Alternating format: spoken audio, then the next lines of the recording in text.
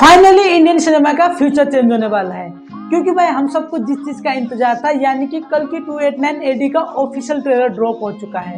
And भाई सबसे पहले तो मैं नाग अश्विन की तारीफ करना चाहूंगा कि बंदे का विजन किस लेवल का है, क्योंकि भाई कल्कि का ट्रेलर आने से भी पहले कल्कि का यूनिवर्स क्या है, कल्कि मूवी क्या है, इसकी वर्ल्ड बिल्डिंग कैसी है, भैरवा और बुज्जी का रिलेशन क्या है, वो कैसे पहली बार मिले थे, और डायरेक्टर इस मूवी के थ्रू हमें क्या दिखाना चाहते हैं, और जब हम इस मूवी को देखेंगे या फिर इसके ट्रेलर को देखेंगे तो हमें क्या देखने को मिलने वाला है, वो सब बताने के लिए इन्होंने एक प्रॉपर एनिमेशन सीरीज निकाल दी। एंड भाई अगर आपने इस सीरीज को नहीं देखा तो अमेजन प्राइम में जाके देख लेना, और यहाँ तक कि जितने भी इसके अभी तक पोस्टर आए हैं या फिर जितने भी इसके इंट्रोडक्शन वीडियोज आए हैं उन सब को देख लेना, क्योंकि इन सब का कनेक्शन इसके ट्रेलर से है। अब वो कैसे, मैं आपको आगे जाके बताने वाला हूँ। तो भाई ट्रेलर शुरू होते ही बिना साउंड के एक रेगिस्तान टाइप की जगह देखने को मिलती है, जहाँ पर रोबोटिक स्केलेटन पड़े होते हैं। एंड भाई एक तो ऑब्वियस सी बात है कि ये एक डिस्टोपियन वर्ल्ड है, जिसके वजह से यहाँ पर पानी ऑलमोस्ट खत्म हो चुका है, जिस वजह से यहाँ की जितनी भी जगह है वो एक रेगिस्तान में बदल चुकी है। एंड भाई इस मूवी का थीम भी पूरा रेगिस्तानी टाइप रहेगा, जिसकी वजह से आपको कहीं ना कहीं मैड मैक्स फ्यूरी या फिर ड्यून जैसी मूवीज की याद दिलाएगी, जो कि ऑब्वियस सी बात है। तो ये कोई कॉपी या फिर कोई इंस्पिरेशन नहीं है। अब डिस्टोपियन वर्ल्ड दिखाना है जहाँ पानी खत्म है, सारे पेड़ खत्म है, तो वहाँ की जगह कैसी होगी, वो ऐसी होगी। एंड भाई उसी के नेक्स्ट सीन में हमें बताया जाता है कि दुनिया का सबसे पहला शहर काशी था एंड दुनिया का लास्ट शहर भी काशी है। अब भाई यहाँ पर नोटिस करने वाली बात यह है कि इस डायलॉग को दो बोलते हैं, एक बुजुर्ग आदमी एक बच्चा। अब प्रोबेबली यहाँ पर यह हो सकता है कि पहले यही कहानी बुजुर्ग आदमी उस बच्चे को सुनाता होगा, उसके बाद वही बच्चा उस कहानी को किसी और को सुनाता होगा। भाई उसके बाद हमें नेक्स्ट सीन में देखने को मिलता है कि गाड़ी में बहुत सारे लोग उस उल्टे पिरामिड यानी कि कॉम्प्लेक्स की तरफ जा रहे हैं या फिर जबरदस्ती ले जाए जा रहे हैं गुलामी करवाने के लिए। अब मैं ऐसा इसीलिए बोल रहा हूँ क्योंकि भाई कुछ लोगों को भाई उस जेल टाइप की जगह में रखा है, जिनमें से ये बच्चा भी है। अगर आपने पहचान लिया तो ठीक है, वरना मैं बता देता हूँ, अगर आपने अक्षरधामा का इंट्रोडक्शन वीडियो देखा होगा तो उसमें ये राया दिख चुका है। तो इसलिए मैंने इस वीडियो की शुरुआत में कहा था कि भाई अगर आपने इंट्रोडक्शन वीडियोज या फिर उस एनिमेटेड सीरीज को नहीं देखा, देख लो, ये आपको बहुत ही हेल्प करने वाले हैं। एंड भाई इसी सीन को देख के हमें ये भी पता चलता है कि अब सारी की सारी जगह में पानी खत्म हो चुका है, और जितनी जगह में पानी बाकी था उस जगह की पानी कॉम्प्लेक्स वालों ने उनसे छीन के ले ली, क्योंकि भाई वहाँ के लोग पावरफुल हैं, इसलिए जो कुछ भी अच्छी चीज है वो सारे कॉम्प्लेक्स वाले छीन के ले जाते हैं, जिस वजह से भाई जो गरीब है, जो आम लोग हैं, वो नीचे पड़े रहते हैं और मर जाते हैं। जो भी बचते हैं उन्हें कॉम्प्लेक्स वाले गुलामी के लिए अपने साथ ले जाते हैं। एंड भाई उसी सीन में हमें कॉम्प्लेक्स को दिखाया जाता है अलग अलग एंगल से, और कॉम्प्लेक्स की सिनेमैटिक सीन्स जो होते हैं, वहाँ के जो बड़े बड़े मूर्तियाँ, वहाँ के जो वाटरफॉल है, वो देखने में मजा आ जाता है।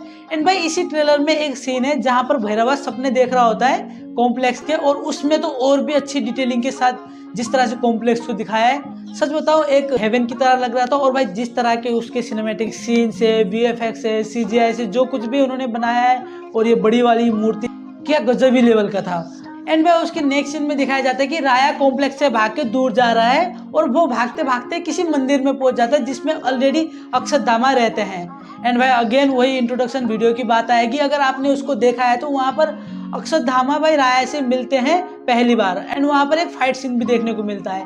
तो प्रोबेबली वहाँ पर ये होता होगा कि जब राया कॉम्प्लेक्स से भाग के उस मंदिर में पहुंचता होगा तो उसके पीछे पीछे कॉम्प्लेक्स के सोल्जर भी आए होंगे उस राया को पकड़ने के लिए। अब जैसा कि अक्षरधामा है, किसी बच्चे के ऊपर अत्याचार होते नहीं देख पाएंगे, तो इसी वजह से वो कॉम्प्लेक्स के लोगों को मारते होंगे, जिसके वजह से एक दो गोली अक्षरधामा को भी लग जाती है, जो कि ऑलरेडी हमने इंट्रोडक्शन वीडियो में देख ही रखा है। एंड भाई जब राया को अक्षरधामा के बारे में पता चलता है तो राया उनसे पूछता है कि भाई तुम दुनिया को बचा सकते हो तो क्यों नहीं बचा रहे। उसके रिप्लाई में अक्षरधामा बोलते हैं कि मुझे बस एक ही को बचाना है और मैं बस एक ही को बचाऊंगा। एंड वो कौन है? ऑब्वियसली कल्कि का अवतार। एंड भाई उसी इंट्रोडक्शन में एक सीन है जब शिवलिंग के ऊपर पानी टपकना बंद हो जाता है और अक्षरधामा बोलते हैं कि अब मेरा समय आ गया। एंड भाई उसके नेक्स्ट सीन में हमें दिखाया जाता है कि अचानक से अक्षरधामा के हाथ में मणि आ गई। अब प्रोबेबली यहाँ पर दो ही रीजन हो सकते हैं जिस वजह से अक्षरधामा के हाथ में ये मणि है। पहला रीजन तो यह है, जब महाभारत में अक्षरधामा के माथे से वो मणि निकाल लेते हैं तो उसी टाइम वो मणि उन्हें वापस कर देते हैं, लेकिन मणि की पूरी पावर चली जाती है, और बस उन्हें ये बोलते हैं कि भाई जब टाइम आएगा तो ये मणि अपने आप ग्लो करेगी, इसके पावर अपने आप आ जाएंगे, वो बोल के उनके हाथ में दे दी होंगी। या फिर एक रीजन ये हो सकता है, जब महाभारत के टाइम पे वो मणि निकाली थी तो भाई उसी मंदिर पे उस मणि को रख दिया जिस मंदिर में अश्वत्थामा पूजा करते हैं शिवलिंग की। एंड जैसे ही राया उस मंदिर में आता है, राया के थ्रू वो मणि अश्वत्थामा को मिल जाती होगी। और भाई ये मैं इसीलिए कह रहा हूँ, जिस तरह से अश्वत्थामा उस मणि को पकड़ के देख रहे होते हैं ना, उससे साफ पता चल रहा है कि उनके पास थी नहीं, या थी तो उसके अंदर पावर नहीं थे। अब अचानक से वो पावर कैसे आ गई, या फिर वो मणि कैसे आ गई मेरे सामने। अब उसका मतलब ये है कि भाई उनका टाइम आ चुका है, यानी कि कल के अवतार का टाइम हो चुका है, जिस वजह से अगेन वो मणि उन्हें मिली, या फिर उस मणि की पावर जाग गए। एंड भाई उसके नेक्स्ट सीन में देखने को मिलता है कि एक टेबल के ऊपर एक धनुष, कुछ लिपियां और एक कुछ हथियार रखे हैं। एंड भाई उसी सीन में किसी शक्ति और किसी प्रकाश की बात कर रहे होते हैं। अब भाई ये और कोई नहीं, उसी कल के अवतार की बात कर रहे होंगे। भाई उसके बाद एक न्यू ग्रोइंग प्लांट दिखाया जाता है, जिसका मतलब ये है कि बहुत सालों के बाद कोई नया पौधा खिला है। इसका मतलब ये है कि कल के अवतार आ चुके हैं, उम्मीद की किरण दिख रही है, और भाई समय का चक्र घूम चुका है। एंड वहीं उसके नेक्स्ट सीन में देखने को मिलता है एक कपड़े के ऊपर बीच में माँ और उसके चारों ओर कुछ लिखा होता है। अब मुझे नहीं पता क्या लिखा है, अगर आप में से किसी को भी बताए तो प्लीज मुझे कमेंट बॉक्स में जरूर बताना। एंड भाई उसके नेक्स्ट सीन में हमें एक गाड़ी दिखती है जिसके अंदर दीपिका पादुकोण होती है, वो भी प्रेग्नेंट। यहाँ पर मैं कंफ्यूज हो गया था कि ये सोच के कि कहीं भैरवा की माँ दीपिका पादुकोण तो नहीं है, ये कहीं हमें पास्ट का सीन तो नहीं दिखा रहे। एंड जब मैंने दीपिका को लास्ट टाइम मैंने इसके टीजर में देखा था, वो एक सब्जेक्ट के रूप में थी सुप्रीम यास्के के। अब वो वहां से कैसे निकली, वो प्रेग्नेंट कैसे हुई, वो सोच के मैं कंफ्यूज हो रहा था। लेकिन आगे जाके पता चला कि वो भैरवा की माँ नहीं है। लेकिन अभी भी क्वेश्चन ये है कि भाई वो सब्जेक्ट वहां से कैसे निकली, प्रेग्नेंट कैसे हुई, और सबसे बड़ी बात यह है कि सुप्रीम यास्के को पता कैसे चला कि दीपिका के अंदर कल की अवतार है। एंड भाई उसके नेक्स्ट सीन में अक्षरधामा एंड दीपिका साथ दिख रहे होते हैं, जहां अक्षरधामा दीपिका के सामने घुटने टेक देते हैं। एंड उसी में हमें एक पास्ट सीन देखने को मिलता है महाभारत का, जहां पर अगेन अक्षरधामा अपने घुटने टेक रहे हैं। अब यहाँ पर ये हो सकता है कि अक्षरधामा जब महाभारत में हारे थे तब भी उन्होंने घुटने टेके, एंड जब अब कल के अवतार आ रहे हैं तो उनके सामने भी घुटने टेके कि भाई अब मेरा काम शुरू हो चुका है। एंड भाई जैसे कि दीपिका पादुकोण को पता नहीं होता कि भाई मेरे पेट के बच्चे के पीछे इतने सारे लोग क्यों मर रहे हैं, और क्यों समझ रहे हैं कि भाई ये बाद में जाके इन सबकी मृत्यु का कारण बनेगा। वहां पर भाई अक्षरधामा समझाते हैं कि भाई तुम्हारे पेट में जो है वो एक भगवान है और कोई आम बंदा नहीं है। अब आप टेंशन मत लो, क्योंकि इनकी रक्षा मैं करूंगा। और भाई उसकी नेक्स्ट सीन में हमें भैरवा के बारे में दिखाया जाता है। एंड भाई इस ट्रेलर में हमें भैरवा के कैरेक्टर के बारे में इतना तो पता चल चुका है कि वो एक रैंडम बाउंटी हंटर है, जो कि 1 मिलियन यूनिट्स कमाना चाहता है, और दिशा पटानी को लेके कॉम्प्लेक्स में आराम से एक मजेदार जिंदगी जीना चाहता है, जिसकी वजह से भाई उसे किसी का भी मतलब नहीं है। वो खुद का देखता है, खुद के लिए करता है और खुद के लिए करता रहेगा, जिसके वजह से भैरवा को पता चलता है कि भाई दीपिका एक बाउंटी है जिनके ऊपर 5 स्टार यानी कि 1 मिलियन का प्राइस है, तो वो उन्हें पकड़ने निकल चलता है। एंड भाई उसके ही नेक्स्ट सीन में हमें दिशा पटानी दिखाई जाती है, जिनका एक्शन तो मुझे ठीक ठाक लगा, लेकिन फिर वो डायलॉग डिलीवरी में तो वो हक देती हैं। एंड भाई यहाँ पर ये भैरवा का लव इंटरेस्ट होगी, जिनके साथ वो कॉम्प्लेक्स में मजे लेने के सपने देख रहा है। तो भाई उसके नेक्स्ट सीन में हमें दिखाया जाता है कि भैरवा दीपिका के पास पहुंच चुका है, लेकिन उसी टाइम अक्षरधामा आके उसे पकड़ के बहुत दूर फेंक देते हैं। और उस टाइम पे अगर आप नीचे देखोगे तो वहां पर बहुत सारे लोग मरे पड़े हुए हैं। अब भाई इनको और किसी ने अक्षरधामा ने मारा है, जो कि भाई इसी ट्रेलर के आगे वाले सीन में दिखाई देते हैं।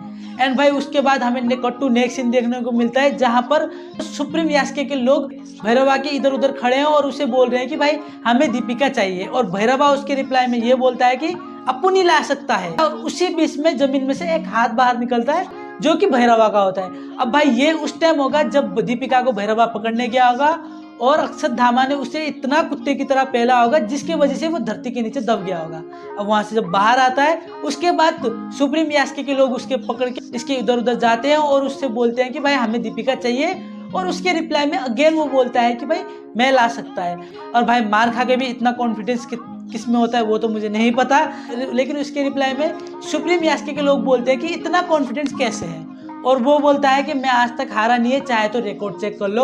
और भाई हमने बुज्जी और भैरवा में तो रिकॉर्ड चेक कर रखे हैं, उसमें तो तुम्हारी हालत कैसी थी जब तक बुज्जी नहीं आया था वो तो सबको पता ही है, या फिर हमारा चूतिया तो नहीं काटा। और उसके बाद छोटे छोटे ग्लिम्स करके आते हैं। एंड भाई एक सीन में हमें मल्टीपल भैरवा दिखते हैं। अब इसके पीछे का रीजन भाई जिसने बुज्जी एंड भैरवा देखा है उसे तो पता ही होगा, अगर आपने नहीं देखा या देख के भी नहीं पता तो मैं आपको बताता हूँ कि एक सीन होता है जहाँ एक बाउंटी को भैरवा पकड़ने जाता है, लेकिन जब उस बाउंटी को पकड़ता है तो वो कोई बड़ा बाउंटी नहीं होता, वो एक बच्चा होता है जिसके हाथ में एक ऐसा प्रोजेक्टर होता है जिससे वो बड़ा दिख सकता है या फिर मल्टीपल दिख सकता है। तो भैरवा उस बच्चे को छोड़ देता है, लेकिन उसका वो प्रोजेक्टर खुद रख लेता है और वहां पर उसी प्रोजेक्टर का उसने यूज किया होगा। एंड भाई एक सीन में हमें अक्षरधामा का रियल पावर देखने को मिलता है, जहां पर भाई वो ऊपर से नीचे कूदते हैं तो भाई उस जमीन तो हिलती है, उसके साथ भाई स्क्रीन भी शेक होने लगती है। एंड भाई वहां पर जब बुज्जी की वो गाड़ी एक पाँव से रोक देते हैं और भाई वो गाड़ी रुकती है, जिस तरह से उसके साथ जो स्क्रीन शेक होता है, भाई सच में भाई असली पावर क्या होती है उसको देख के पता चलता है। एंड भाई उसके बाद हमें वॉर के सीन्स देखने को मिलते हैं, अक्षरधामा एंड भैरवा के फाइट सीन्स देखने को मिलते हैं। और आई थिंक भाई ये वॉर वाला सीन इस मूवी का क्लाइमैक्स सीन हो सकता है, क्योंकि भाई इन फाइट देखने को मिलती है, टीजर में भी फाइट देखने को मिलता है, इंक्लूडिंग भाई अश्वत्थामा भी इस जगह पे आके फाइट लड़ते हुए दिखाई देते हैं, जिसका मतलब ये हो सकता है कि भैरवा ने प्रोबेबली अश्वत्थामा से दीपिका को छीन के सुप्रीम यास्के के पास दे दिया होगा, जिस वजह से अश्वत्थामा दीपिका को छुटाने के लिए वहां आए होंगे। एंड जैसा कि भाई इस मूवी के दो तीन पार्ट आ सकते हैं, तो भाई यहाँ पर हमें देखने को मिलता होगा कि क्लाइमैक्स आते आते सुप्रीम काय के हाथ में दीपिका लग जाती होगी, लेकिन उसी टाइम पे भैरवा का हृदय परिवर्तन हो जाता होगा, जिसके कारण से भैरवा भी अक्षरधामा के साथ मिलके दीपिका को छुटाने की कोशिश करता होगा। अब छुटा पाते होंगे एंड भाई अब उसके बाद कल की अवतार जन्म लेते होंगे। अब कल की अवतार कैसे जन्म लेंगे, क्या क्या होगा, वो सब हमें इसके नेक्स्ट पार्ट में भी देखने को मिल सकता है या फिर इसी पार्ट में भी। एंड भाई इस ट्रेलर का सबसे हाईलाइट सीन तो मुझे इस ट्रेलर का लास्ट सीन लगा, जब इस मूवी का मेन विलन सुप्रीम यास्के यानी कि कमल हसन को जिस तरह से दिखाते हैं, भाई कतई उस डेडपुल के चेहरे की याद आ जाती है, लेकिन भाई देखने पे उनको मजा आ जाता है। और जो उनके डायलॉग बोलने का तरीका है, सच में लगता है कि भाई कोई विलन बोल रहा है। और भाई जैसे उस विलन को दिखा रखा है उससे हमें पता चल रहा है कि भाई वो विलन कमजोर तो है, लेकिन भाई बंदे में दम है। और भाई जैसा कि इसके टीजर में हमें दिखाया गया था कि भाई वो किसी प्रोजेक्ट के ऊपर काम कर रहे हैं, तो प्रोबेबली ये प्रोजेक्ट वो हो सकता है जो उन्हें उस बूढ़े शरीर से किसी नए बॉडी में ट्रांसफर करें। अब क्या है कैसे, वो तो मूवी आने पे ही पता चलेगा। बाकी भाई अगर ओवरऑल इस ट्रेलर की बात करूँ तो ट्रेलर मुझे बहुत ही अच्छा लगा, लेकिन ये नहीं है कि ट्रेलर एकदम ही मास्टर पीस है, इसमें कोई भी गलती नहीं है। ऑब्वियसली इसमें बहुत सारे ऐसे गलती हैं जिन्हें भाई हम इग्नोर कर सकते हैं, लेकिन भाई मैं एक दो गलती बता देता हूँ। जैसे कि भाई वेपन, इस मूवी का सबसे बड़ी मुझे जो चुभी आंखों को वो वेपन, चाहे इनके ढाल हो चाहे इनके वेपन हो, वो सब मुझे कहीं ना कहीं ऐसा लग रहा था कि कोई थर्मोकल की शीट हाथों में पकड़ के रखा है। अब भाई वैसे तो मुझे टीजर में भी वो चीज़ इसके लगी थी, मुझे लगा था कि इनके पास बहुत टाइम है, ये अपने आप को इम्प्रूव कर लेंगे और करा भी है, लेकिन फिर भी मुझे इसके वेपन कुछ खास अच्छे नहीं लगे। और जहाँ तक मैं बात करूँ तो जिस तरह से बुज्जी और भैरवा के बारे में हमें इसके एनिमेटेड सीरीज में दिखाया गया था, अगर वो कंटिन्यू इस मूवी में रहा तो भाई थोड़ा कहीं ना कहीं इसके लीड कैरेक्टर यानी भैरवा कैरेक्टर को इफेक्ट कर सकता है। बाकी वर्ल्ड बिल्डिंग तो सही थी। बाकी भाई ऐसे बहुत सारी चीज़ें जहाँ पर VFX एंड CGI की थोड़ी बहुत कमी मुझे लगी, वरना ओवरऑल ट्रेलर बहुत ठीक लगा। बाकी आपको इसका ट्रेलर कैसा लगा कमेंट बॉक्स में जरूर बताना। बाकी इसके ऊपर हम और भी बातें करेंगे और भी बहुत सारे वीडियो लेके आएंगे। इसके जो छोटे छोटे डिटेल है, माइनर डिटेल है, उनको भी रिवील करेंगे अगर आपने इस वीडियो पे 1000 लाइक पहुंचा दिए तो। तब तक के लिए वीडियो में कुछ भी अच्छा लगा वीडियो को लाइक करो, चैनल को सब्सक्राइब करो और मेरे आने वाले वीडियो देखने के लिए बेल को ऑल आइकन पे क्लिक करो। तब तक के लिए